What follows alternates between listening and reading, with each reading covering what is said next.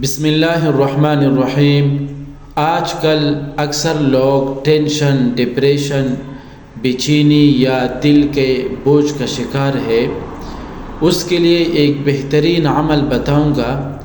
عمل کا طریقہ یہ ہے کہ ہر نماز کے بعد ایک مرتبہ سورہ نور آیت نمبر 35 اس طرح پڑھے، دل پر ہاتھ رکھ کر، اللہ نور السماوات والارض مثل نوره كمشكاة فيها مصباح المصباح في زجاجة الزجاجة كأنها كوكب دري يوقد من شجرة مباركة زيتونة لا شرقية ولا غربية يكاد زيتها يضيء ولو لم تمسسه نار نور على نور يهدي الله لنوره من يشاء ويضرب الله الأمثال للناس والله بكل شيء عليم۔